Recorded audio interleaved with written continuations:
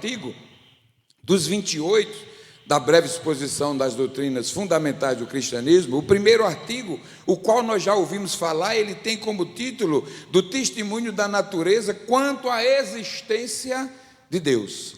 Tá certo? Tá lá, o primeiro artigo fala sobre do testemunho da natureza quanto à existência de Deus, ou seja, existe um só Deus.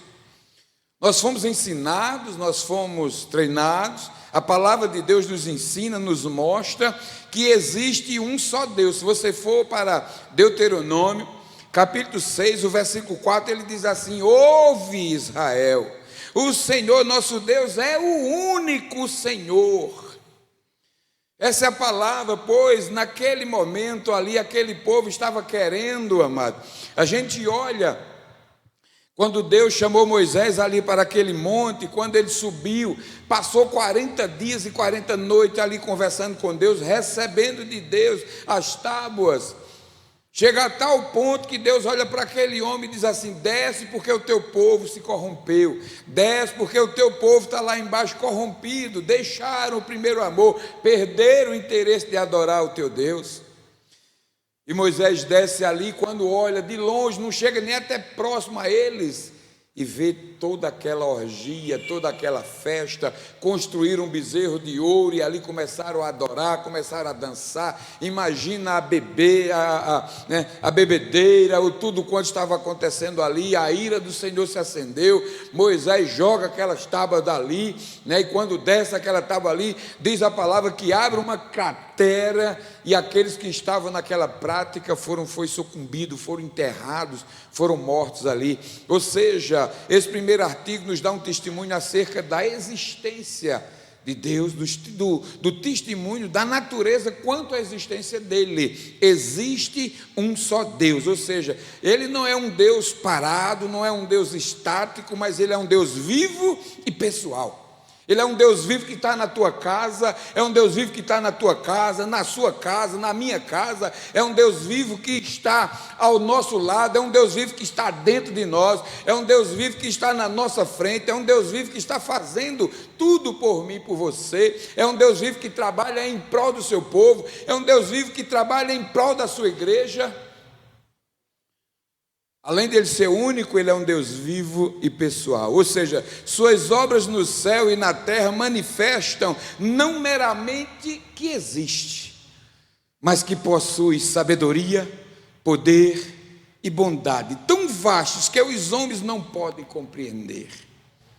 Esse Deus, ele possui sabedoria, poder, bondade, mas de uma forma tão grande que nós, seres humanos, nunca iremos entender verdadeiramente quem é esse Deus. A única razão que nós entendemos é que ele mandou o seu único filho para nos salvar, para morrer em nosso lugar. Apesar de todo o mal que nós fizemos para ele, apesar de toda a maldade que nós cometemos, todavia ele é fiel. Todavia ele continua nos amando. É por isso que o primeiro artigo fala do testemunho da natureza e da existência dele. O segundo artigo fala sobre o testemunho da revelação a respeito de Deus e também do homem. Quando a gente olha ao testemunho das suas obras, Deus acrescentou informação de forma maravilhosa.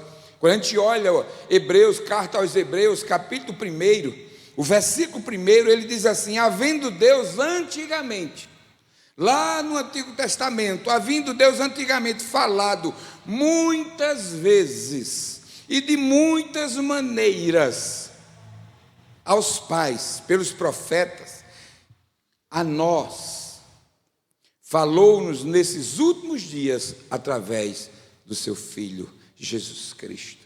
Quando a gente olha aquele povo escravizado lá no Egito, quando eu olho para a minha vida escravizado neste mundo, quando eu olho para aquele povo, Deus libertou da mão de Faraó, conduziu para uma terra prometida. Quando eu olho para a nossa vida, tirou-nos das mãos lá da escravidão do pecado e está nos conduzindo até a vinda do seu Filho amado, até a volta de Jesus Cristo, até aquele dia qual nós seremos recebidos nos céus, até aquele dia qual nós seremos assunto nos céus. Deus continuou falando, ele falou antigamente, Veja que nas saídas lá, as 10 pragas, aquilo era Deus mostrando o seu poder, mostrando verdadeiramente quem era Ele. A gente vê em toda caminhada, Deus criando ações, dando milagres, aquele povo vendo os acontecimentos, Deus falando, durante o dia era a presença dEle através de uma nuvem, durante a noite a presença dEle numa coluna de fogo. Quando a gente olha, chegaram à beira daquele mar vermelho sem ter condição de passar, a maioria criticaram, murmuraram, dizendo: e agora? O que é que vai acontecer de nós? Moisés agora vai direto para Deus e clama, e ele diz: por que clamas a mim, Moisés? Por que clamas a mim? Toca nas águas, toca nas águas. Aleluia, que Deus maravilhoso. Quando eu olho para esses 28 artigos, eu acho muito bonito uma palavra que Robert Redcalli colocou aqui. Ele disse assim: os 28 artigos da breve exposição das doutrinas fundamentais. Nunca esqueça disso. Doutrinas fundamentais. Você não precisa mais do que esses 28 artigos, porque foram extraídos da palavra de Deus e colocados aqui para o nosso crescimento espiritual. O primeiro artigo fala do testemunho da natureza quanto à existência de Deus. O segundo, do testemunho da revelação a respeito de Deus e dos homens, ou do homem. Ao testemunho das suas obras, Deus acrescentou informações a respeito de si mesmo e também do que requer do homem. Eu acho lindo.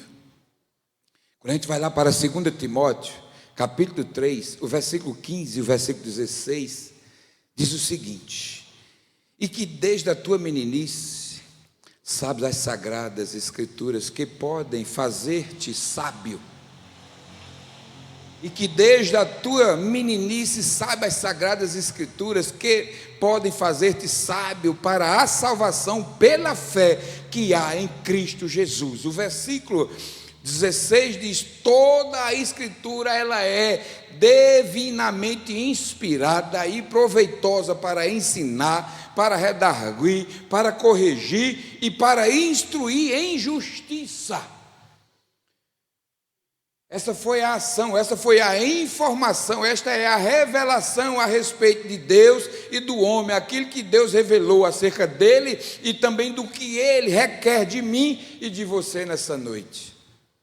Que possamos aprender acerca desse Deus e entender que nesse conceito aqui, os livros apócrifos não fazem parte da escritura divinamente inspirada, viu?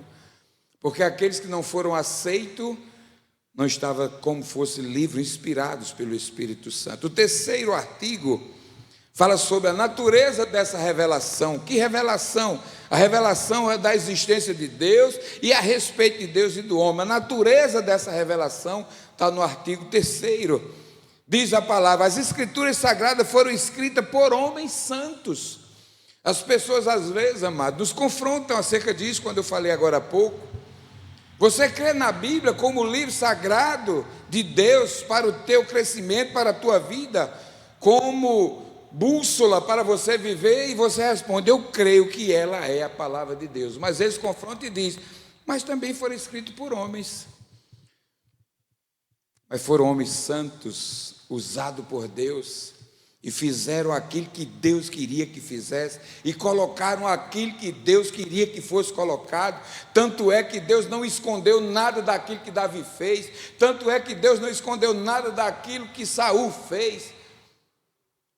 Quando a gente olha os testemunhos daqueles homens, que eram homens que viviam a palavra de Deus, mas tiveram deslizes, tiveram momentos difíceis no seu dia a dia, Deus não deixou, não escondeu nada daquele homem, que também era um homem que vivia a palavra, Salomão. Mas quando foi no final da sua vida, a gente vê o que foi que aconteceu na vida dele.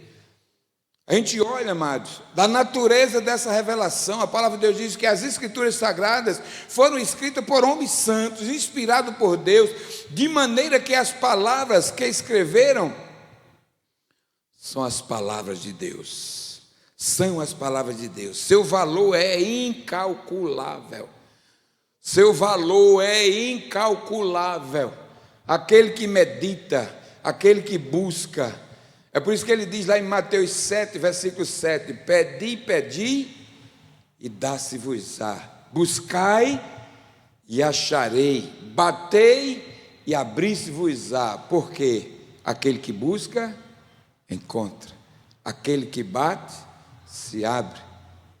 E aquele que pede, recebe. Sabe de Deus.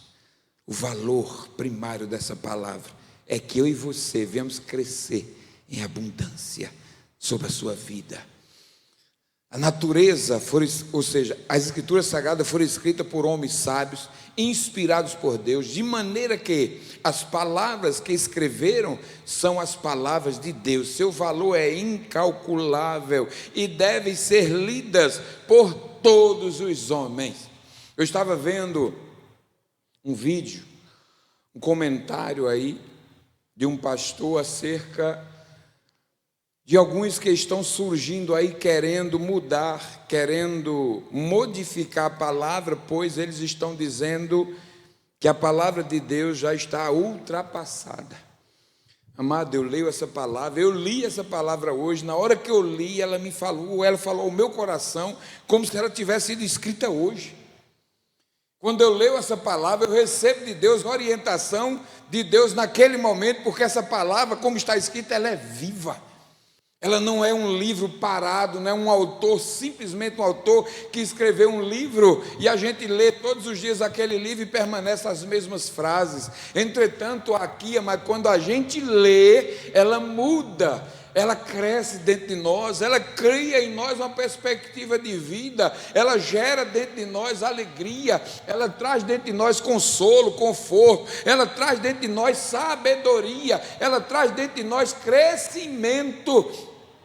Então essa palavra não precisa ser atualizada, essa palavra ela tem que permanecer do jeito que é, porque essa aqui é a palavra de Deus, e a palavra de Deus não muda, tudo quanto ele falou vai se cumprir. Pois está escrito: passará os céus, a terra, mas as minhas palavras não hão de passar. Eu acho lindo o profeta Isaías, quando ele diz: assim como a neve desce dos céus, em forma de chuva, desce, rega a terra, e dá semente ao que semeia, pão. Ele diz: assim também é a palavra que sair da minha boca, ela não voltará para mim vazia. Eu duvido você voltar para casa hoje da mesma forma que entrou aqui, porque não sou eu que estou falando, é a palavra de Deus que está falando ao teu coração. É ela que muda, é ela que transforma, é ela que traz vida. É por isso que nós temos que aprender da natureza dessa revelação. O quarto artigo nós falamos da natureza de Deus. Olha que coisa linda, da natureza de Deus. Deus, o soberano proprietário do universo, é espírito, eterno, infinito, imutável em sabedoria, poder, santidade, justiça, bondade e verdade. Esse é o Deus que a gente serve, essa é a natureza desse Deus. Eu vou repetir para que você aprenda. Tem toda a referência da natureza de Deus. Olha, Deus é soberano, proprietário do universo, é espírito, eterno, infinito, imutável em sabedoria, poder, santidade, justiça, bondade e verdade. É isso que nós temos que aprender no nosso dia a dia, é isso que a nossa igreja, é isso que nós acreditamos, essa é a nossa base doutrinária. Se alguém lá fora questionar, perguntar a você acerca da natureza de Deus, se alguém perguntar para você quem é Deus para você, você fala tanto de Deus, que Deus salva, Deus cura, Deus liberta, Deus restaura, mas afinal de contas, o que é ou quem é Deus para você? O que é que você vai responder, igreja?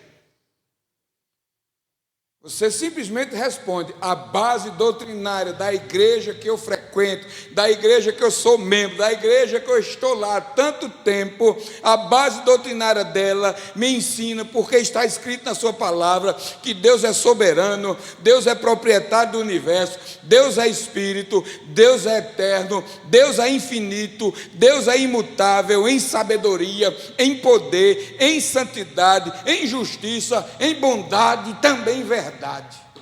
Oh, glória a Deus!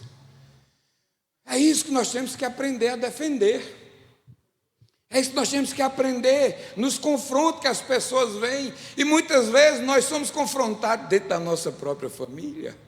Não é tão longe, não é tão distante que nós somos confrontados, mas somos confrontados até por pessoas bem próximas a gente. Pessoas que querem ver se verdadeiramente a gente conhece quem é Deus, para saber se nós somos verdadeiramente quem nós dizemos que somos. O 5º artigo fala sobre a trindade da unidade. Embora seja um grande mistério que existam diversas pessoas em um só ente, é verdade que na divindade exista uma distinção de pessoas indicada nas Escrituras Sagradas pelo nome de Pai, Filho e Espírito Santo. Quero que você entenda isso. O 5º artigo, que é base doutrinária nossa aqui, dos 28, fala sobre a trindade e a unidade dela. Seja um grande mistério tudo isso, que exija diversas pessoas em um só ente. É verdade que na divindade existe uma distinção de pessoas indicadas nas Escrituras, que a gente vai ler, pelos nomes de Pai, Filho e Espírito Santo. Onde é que a gente vê isso? Você abrir sua Bíblia em Mateus capítulo 28, versículo 19, está escrito algo maravilhoso. Eu não quero ficar só nas minhas palavras. Abra aí sua Bíblia. Mateus 28, o versículo de número 19. Diz assim nas Escrituras: portanto, ide, fazei discípulos de todas as nações, batizando-as de que maneira? Em nome do Pai, do Filho e do Espírito Santo. Aqui é a trindade. Aqui está se reportando apenas para um, aquele que tem todo o poder. E pelo uso dos pronomes eu, tu, ele, empregados por elas, pela trindade, mutualmente entre si. Evangelho de João, veja que coisa linda. Abra lá no Evangelho de João, capítulo 14. Olha que coisa linda. Da unidade dessa trindade, que coisa maravilhosa. Evangelho de João 14, versículo 16 diz assim: e eu rogarei ao Pai, aquela conversa que Jesus estava tendo ali com os discípulos, e eu rogarei ao Pai, e Ele vos dará outro Consolador, para que fique convosco para sempre. Ele estava falando de quem? Do Espírito Santo. Estava falando da terceira pessoa da trindade, porque Ele é a segunda. Veja que ele disse: eu vou pedir ao da primeira, eu vou rogar ao Pai, eu vou clamar ao Pai, eu vou pedir ao Pai, que é o responsável por eu e pelo Consolador, mas eu vou rogar a Ele, vou pedir a Ele, para que envie outro Consolador, para que fique convosco para sempre. Ele diz ainda: o Espírito da verdade, que o mundo não pode receber, porque não vê nem o conhece, mas vós, aí fala da igreja, fala de mim, fala de você, fala do presente que Ele tem nos dado todos os dias. Você já olhou para você todos os dias e disse assim: bem-vindo Espírito Santo, como é bom ter você dentro de mim. Você já olhou para você todos os dias e dizer: meu Jesus, tu mora aqui dentro de mim, o teu Espírito Santo está aqui dentro de mim. É algo maravilhoso, igreja. Ele está dizendo aqui que Ele vai estar conosco todos os dias, isso é para sempre. Agora, o mais interessante é que ele diz que é o Espírito da verdade, que o mundo não pode receber, porque não vê nem o conhece. Ele diz: mas vós o conheceis, porque habita em vós e estará em vós. Todos os lugares que você for, por mais inóspito que você acha, aonde você for, aonde você entrar, o Espírito Santo está com você. O Espírito Santo está com você. O 6º artigo, eu acho tão bonito, que Robert Redcar, ele botou esses 28 artigos numa sequência que ele vem mostrando, né? Ele vem falando da existência a respeito de Deus e do homem, aí vem falando sobre a natureza da revelação, a natureza de Deus, da Trindade, e agora nós vamos falar sobre a criação. Já foi dito aqui, é apenas uma síntese que eu estou passando para que vocês saibam. O 6º artigo fala sobre a criação do homem. Ele diz que Deus, tendo preparado este mundo para a habitação do gênero humano, criou o homem. A gente olha, está lá em Gênesis, capítulo 1, o versículo 26 e o versículo 27. Vai abrindo lá para a gente ver bem direitinho. E constituiu de uma alma que é espírito. Além de criar o homem, ainda constituiu nele, ainda deu a ele uma alma que é espírito, de um corpo composto de matérias terrestres. O primeiro homem foi feito à semelhança de Deus, puro, inteligente, nobre, com memória, afeições e vontade livre, sujeito àquele que o criou, mas com domínio sobre todas as outras criaturas desse mundo. Veja de que maneira nós fomos criados, puro, inteligente. Veja a semelhança com que nós fomos criados, conforme a sua semelhança, puro, inteligente, nobre, com memória, afeições, vontade livre, sujeito àquele que o criou, mas com domínio sobre todas as coisas, ou todas as criaturas desse mundo. Veja lá que coisa linda, Gênesis capítulo 1, versículo 26 e 27, está escrito aí na sua Bíblia, dizendo o seguinte: e disse Deus, façamos. Veja que aqui já tem uma ação da Trindade. Deus não quis fazer só, Deus fez um convite aos demais. Deus chamou o Filho e o Espírito Santo e disse: façamos o homem conforme a nossa imagem e conforme a nossa semelhança, e domine sobre os peixes do mar, sobre as aves do céu, e sobre o gado, sobre toda a terra, sobre todo réptil que se move sobre a terra. E diz o finalzinho do versículo: e criou Deus o homem à sua imagem. A imagem de Deus o criou, macho e fêmea, homem e mulher. Oh, glória a Deus, diga amém. Deus é grande, Deus é maravilhoso. Da criação do homem, a gente olha, vai lá para o versículo 28, depois da criação, depois de ter criado, o versículo 28, Deus dá uma ordem. Deus, é como se ele estendesse as mãos, mas para Deus dar uma ordem não precisa, para Deus fazer milagre não precisa levantar as mãos, Deus para fazer milagre não precisa colocar a mão na cabeça de ninguém, só precisa falar. E ele aqui no versículo 28 diz assim: e Deus os abençoou e disse-lhe: frutificai, multiplicai-vos e enchei a terra, e sujeitai, e dominai sobre os peixes do mar, sobre as aves do céu, sobre todo animal que se move sobre a face da terra.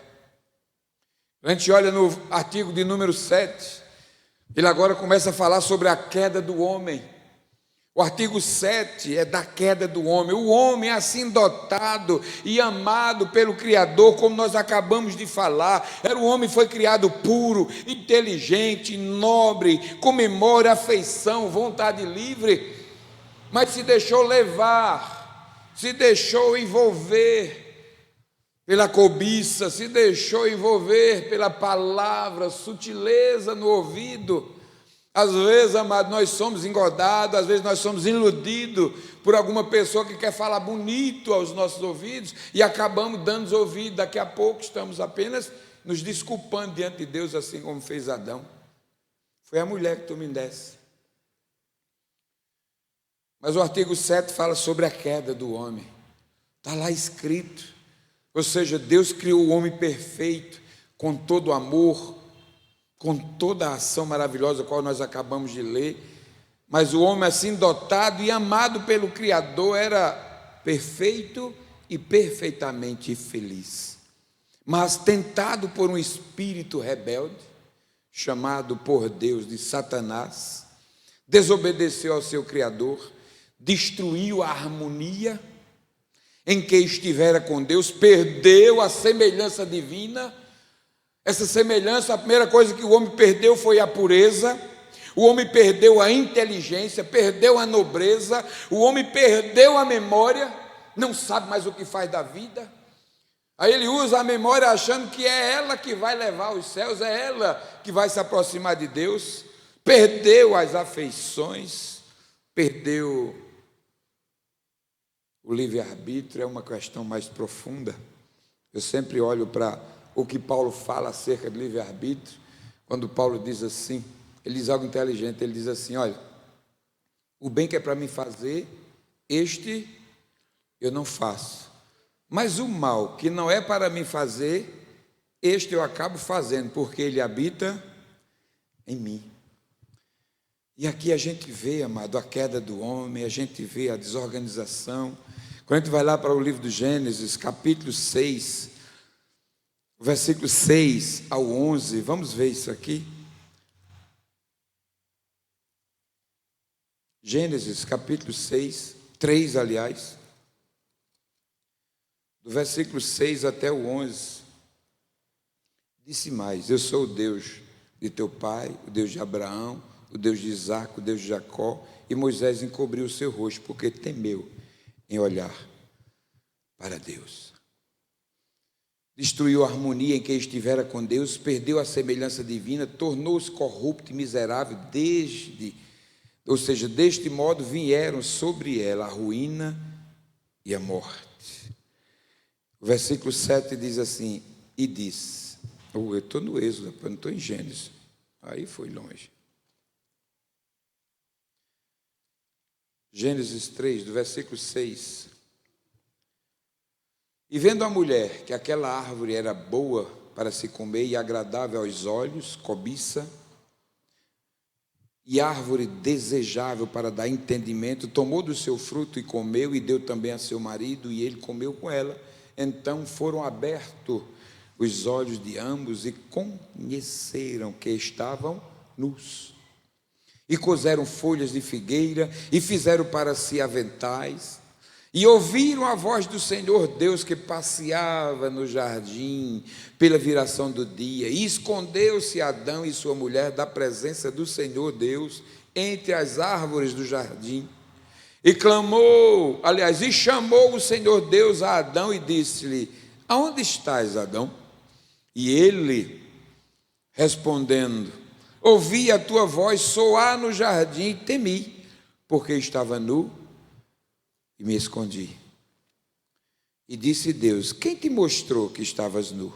Comeste da árvore que te ordenei que não comesse? Aí agora vem a desculpa, no versículo 11. E Deus disse, aí o 12, então disse Adão, a mulher que tu me deste por companheira, ela me deu da árvore e comi. Se ele não tivesse escutado outra voz, a não ser a voz de Deus, com certeza nós não estaríamos fazendo essa doutrina nessa noite. Mas aprove ao Senhor estarmos aqui para assim aprender acerca da queda, da fragilidade. Em outras partes da Bíblia está escrito: aquele que pensa que está em pé, cuide-se para que não caia. Estamos vivendo, amado, momentos difíceis da nossa vida.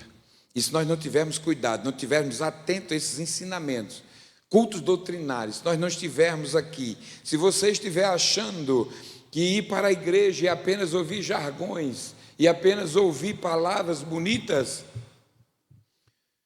você tem que aprender que a palavra de Deus nos ensina que no mundo tereis aflição, mas tende bom ânimo.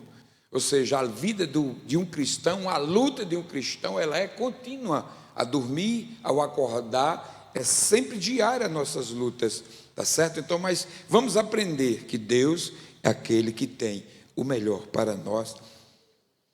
Da queda, nós vamos para o artigo 8º, que fala sobre a consciência da queda, ou a consequência da queda. O que aconteceu depois que o homem caiu?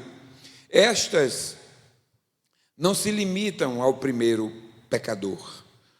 Seus descendentes herdaram dele a pobreza, a desgraça, a inclinação para o mal e a incapacidade de cumprir bem o que Deus mandou, ou o que Deus manda. Salmo 50, o versículo 7 diz assim: ouve, povo meu, e eu falarei, ó Israel, e eu protestarei contra ti. Sou Deus, sou teu Deus. Israel continuou mudo, continuou surdo, não falava, não ouvia o que Deus estava querendo. Por consequência, todos pecaram, todos merecem ser condenados, e de fato, todos morreram.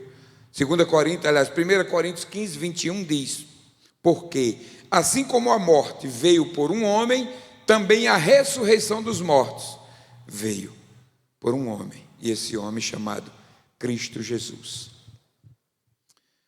O 9º artigo fala sobre a imoralidade ou a imortalidade. Que imoralidade? A imortalidade da alma, da queda do homem, da consequência da queda, e agora vamos entender um pouco, que nós já falamos, da imortalidade da alma. A alma humana não acaba quando o corpo morre. Destinada por seu Criador a uma existência perpétua, contínua, capaz de pensar, desejar, lembrar-se do passado e gozar da mais perfeita paz e regozijo, e também de temer o futuro, sentir remorsos e horror, e sofrer agonias tais que mais queriam acabar do que continuar a existir. O pecado da rebelião contra o seu Criador merece para sempre esta miséria que é chamada por Deus de segunda morte.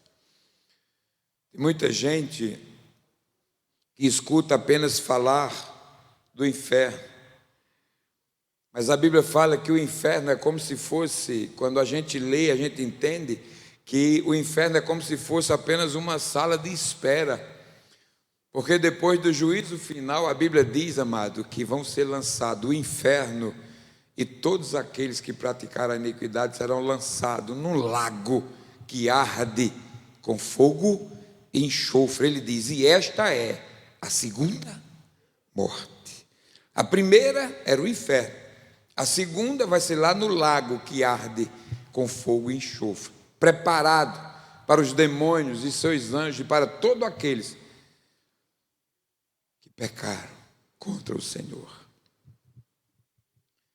O 10º artigo fala da consciência e do juízo final. Deus constituiu a consciência, eu acho que quem ministrou esse artigo aqui fui eu. Deus constituiu a consciência do homem juiz dele mesmo. Deus deixou para conosco a nossa consciência, juiz do próprio homem. Deus, ele deu mandamentos pelos quais se decidissem todos os casos. Se a gente olhar de Gênesis a Apocalipse, tem todos os mandamentos, ele deixou tudo separado para que tudo fosse decidido sem deixar nenhuma lacuna, mas reservou para si o julgamento final, que será em harmonia com o seu próprio caráter. Avisou aos homens da pena com que se punirá toda justiça, toda maldade, toda falsidade, toda desobediência ao seu governo. Cumprirá suas ameaças, punindo todo o pecado em exata prontidão à culpa. Quando eu leio esse artigo, eu me reporto lá para o Evangelho de Mateus, capítulo 5. Você quer abrir lá para a gente ver? Jesus, preocupado em orientar o homem, para que o homem saísse do seu marasmo, para que o homem saísse do seu cotidiano, para que o homem saísse das suas armadilhas, qual ele vivia constantemente. E ali Jesus chama aquele povo e começa agora a mostrar para eles que há uma saída. E ali ele começa agora a mostrar que se ele não mudar a sua consciência, se ele não mudar os seus comportamentos, a consciência naquele dia do juízo vai acusá-lo.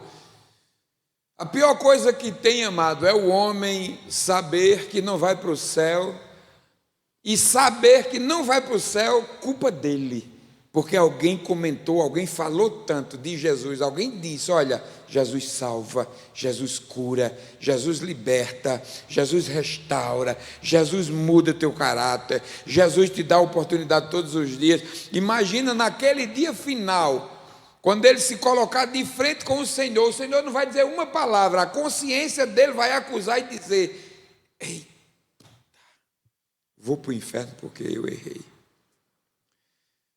E além disso, a gente olha aqui para o Evangelho de Mateus, amado. Jesus dá as diretrizes, capítulo 5 do Evangelho de Mateus, a partir do versículo 11, a gente começa, aliás, a partir do versículo 3, a gente começa a olhar Jesus começando aí a fazer com que aqueles homens mudassem os seus comportamentos, mudassem suas atitudes, seus pensamentos, para que no grande dia a consciência não viesse acusá-lo. Jesus começa: bem-aventurados os pobres, os humildes de espírito, porque deles é o reino dos céus. Bem-aventurados os que choram, porque serão consolados. Bem-aventurados os mansos, porque eles herdarão a terra. Bem-aventurados que têm fome e sede de justiça, porque eles serão fartos. Bem-aventurados os misericordiosos, porque eles alcançarão misericórdia. Bem-aventurados os limpos de coração, porque eles verão a Deus. Bem-aventurados os pacificadores, porque eles serão chamados de filhos de Deus. E o versículo 10 diz: bem-aventurados os que sofrem perseguição por causa da justiça, porque deles é o reino dos céus. Está vendo Jesus preocupado em mudar a mentalidade das pessoas, para que lá no dia do juízo final eles não fossem acusados pela própria consciência, não fossem condenados pela própria consciência, sabedores do erro que eles fizeram, sabedores de não encontrar ou não encontrar-se com esse Senhor. A gente olha a vida de um homem que à noite escura em uma rua, Jesus ia passando. Eu faço uma conjectura, eu acho que aquele homem ficou meio assim, pss, pss, pss, pss. Jesus olhando para um lado e para outro. Aí olha, está aquele homem escuro, meio assim, pss, pss, pss. O que é que eu faço para nascer de novo? A consciência estava acusando aquele homem. Porque lá, quando a gente lê, a palavra de Deus diz que ele era um príncipe. Os fariseus estavam ali, olha. Ele diz que quando ele conversa com Jesus, ele diz assim: Rabi, sabemos que és mestre. Ou seja, ele já sabia, não só ele, mas toda a casta sabia quem era Jesus. O que é que eu faço para nascer de novo? E aquela conversa ali foi radiante. Quando a gente olha no Evangelho de João, lá na frente, na morte de Jesus, quem foi que chegou para colocar o perfume, o bálsamo no corpo de Jesus? Foram eles, os dois, que eram oficiais em oculto para que ninguém soubesse que eles eram crentes. Coisa linda, maravilhosa. Fala da consciência, do juízo final. Cuidado para que você não possa ser acusado pela sua própria consciência. Cuidado, porque Deus todos os dias está te dando a oportunidade para que você reconheça o poderoso poder, o poder tão grande desse Deus acerca da sua vida. Não deixe que a sua consciência lhe acuse, não deixe que a sua consciência venha mudar os seus conceitos. O artigo 11 fala da perversidade do homem, mas também fala acerca do amor de Deus. Deus, vendo a perversidade, a ingratidão e o desprezo com que os homens lhes retribuem seus benefícios e o castigo que merece, cheio de misericórdia, compadeceu-se deles, jurou que não desejava a morte dos ímpios. Além disso, tomou-os e mandou-os declarar em palavras humanas sua imensa bondade para com eles. E quando os pecadores, nem com tais palavras, se importavam, ele lhes deu a maior prova de seu amor, enviando seu Filho, seu unigênito, um Salvador, que os livrasse completamente da ruína, da miséria, da corrupção, da condenação, os restabelecesse para sempre a favor desse Deus tão grande.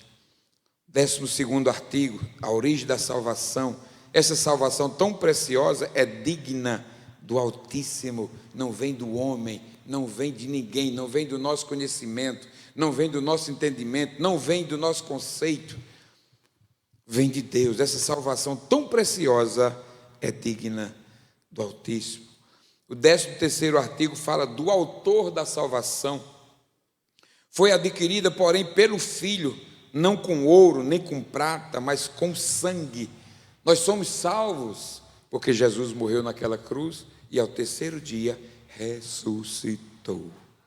Por isso que nós somos salvos, por isso que nós temos entrada garantida nos céus. 14º, da obra do Espírito Santo no pecador. O Espírito Santo enviado pelo Pai, pelo Filho, usando das palavras, usando das palavras de Deus, convence o pecador dos seus pecados e da ruína e mostra-lhe a existência do Salvador. João 14,16 fala sobre isso. João 16,7: todavia vos digo a verdade, que vos convém que eu vá, porque se eu não for, o Consolador não virá a vós. Mas quando eu for, eu enviarei, eu mandarei ele para vocês. O 15º artigo fala do impetinente. O que é impetinente? É aquele que não mostra arrependimento, aquele que tem o coração pedrificado, aquele que tem o coração duro, aquele que tem o coração... Ou seja, os pecadores que não creram no Salvador e não aceitaram a salvação que lhes está oferecida de graça, hão de levar a punição de suas ofensas, pelo modo e no lugar destinado para os inimigos de Deus. O 16º artigo fala da única esperança da salvação. Única esperança da salvação. Para os que morreram sem aproveitar-se dessa salvação, não existe porvir, não existe nada depois da morte para ele. Da morte não existe nenhum raio de esperança sequer. Deus não deparou ou não preparou nenhum remédio, não deixou nada para os que, até o fim da vida nesse mundo, perseveraram nos seus pecados. Perdem-se. Jamais terão alívio. A Bíblia diz que é somente tormento, pranto e ranger de dentes. Evangelho de João, capítulo 8, versículo 24, diz assim: por isso vos disse que morrereis em vossos pecados, porque se não credes que eu sou, morrereis em vossos pecados. Mateus 9, 42 e 43 diz assim, Marcos 9, 42 e 43 diz: e qualquer que escandalizar um desses pequeninos que creem em mim, melhor lhe fora que lhe pusesse ao pescoço uma pedra de moinho e que fosse lançado ao mar. O 17º artigo mostra a obra do Espírito Santo na vida da igreja, na vida do crente, na minha vida e na tua vida. O Espírito Santo continua a habitar e a operar naquele que faz nascer de Deus. Esclarece-lhe a mente mais e mais com as verdades divinas, eleva, purifica-lhe as afeições, adiantando nele a semelhança de Jesus. Estes frutos do Espírito são a prova que passaram da morte para a vida e que verdadeiramente são de Cristo.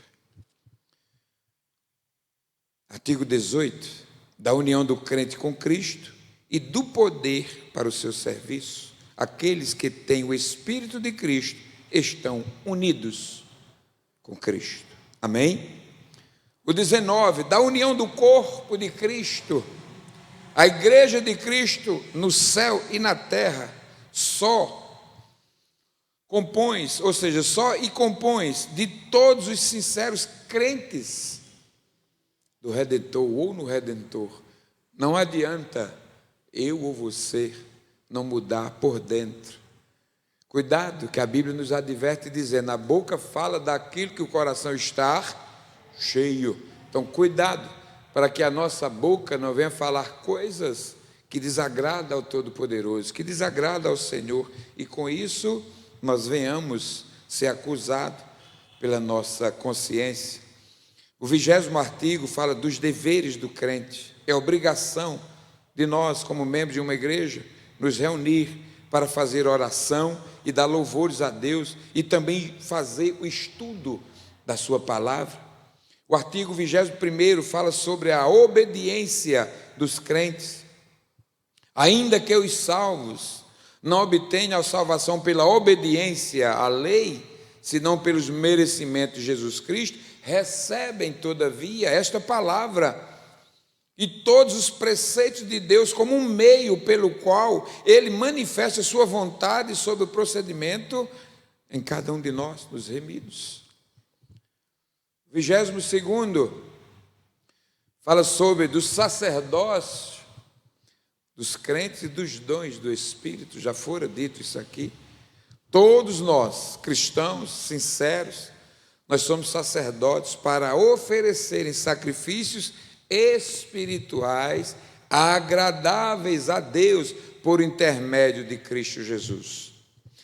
Artigo 23º fala sobre a relação de Deus e com o seu povo, com a sua igreja. O Altíssimo Deus atende as orações. Diga amém. Você fez oração hoje, ao levantar, durante todos os dias. Se você fez, pode ter certeza que Deus estava lá, escutando, porque Ele escuta e atende as orações, que com fé e em nome de Jesus, o único mediador entre Deus e os homens, lhes são apresentadas pela sua igreja. O artigo 24, ou 24º, fala da cerimônia e dos ritos, os ritos judaicos, divinamente instruídos pelo ministério de Moisés, eram sem sombra dos bens vindouros e cessaram quando os mesmos vieram. Hoje, esses ritos são apresentados na igreja apenas dois: o batismo com água e a celebração da ceia, que nós celebramos aqui. Fazer isso todas as vezes em memória de mim, diz o Senhor. O artigo 25º fala sobre o batismo com água. O 26º, eu não vou falar porque aqui já é mais conhecido, fala sobre a ceia do Senhor. Foi instituída por Jesus Cristo, ou seja, o pão e o vinho representam vivamente o coração, né? Representa vivamente ao coração do crente o corpo que foi morto e o sangue derramado lá no Calvário. O 27º fala sobre a segunda vinda do Senhor. Nosso Senhor Jesus Cristo virá do céu como homem em sua própria glória e na glória do seu Pai, com todos os santos anjos, assentar-se-á no trono da sua glória e julgará todas as nações. Isso é a base doutrinária minha e sua. E o último, 28º, fala sobre a ressurreição para a vida ou para a condenação, que diz assim: vem a hora em que os mortos ouvirão a voz do Filho de Deus e ressuscitarão. Os mortos em Cristo ressuscitarão primeiro. Agora imagina naquele dia, igreja. Você já pensou naquele dia como é que vai ser? Você está bem tranquilo? Vai ser uma coisa tão rápida para mim e para você que nós não iremos perceber. Mas para quem ficar, mas vai ser um corre-corre tão grande, porque vai ter tanta catatumba se abrindo, tanto morto se levantando. Imagina a correria que vai ser no meio da rua. Imagina nessa cidadezinha pequena que o cemitério é praticamente no centro. Imagina o corre-corre que não vai ser. A Bíblia diz que os mortos, aqueles que morreram em Cristo, ressuscitarão Primeiro. Vão ter a honra de ressuscitar primeiro. Nós que estamos vivos, teremos o nosso corpo transformado e também em seguida seremos o quê? Arrebatados. Eita, aí vai ficar confusão aí. Aí é onde a Bíblia diz que todo olho verá, toda língua, todo joelho se dobrará e toda língua confessará. Vai ser nesse dia que todo mundo, até o cego, até o mudo, o surdo vai falar. Todos os mortos ressuscitarão em Cristo. Os crentes que nesse tempo estiverem vivos serão transformados e sendo arrebatados estarão para sempre com o Senhor. Amém? Que Deus nessa noite traga ao nosso coração a memória de todos esses artigos e que possamos guardar, que possamos viver, que possamos ter esses ensinamentos diário. Se você for em qualquer internet, se você botar no YouTube aí a frase 28 artigos da breve exposição doutrinária fundamentais do cristianismo, vai aparecer os 28 artigos e você vai estudar todos os dias. Tudo isso que eu falei está lá. Você pode estudar e aprender cada dia, cada vez mais e se defender das investidas do nosso adversário, porque a Bíblia diz que ele vem, se não a roubar, matar e destruir. Mas aí Jesus disse: eu vim para que tenham vida e a tenham em abundância. Fica de pé e vamos orar.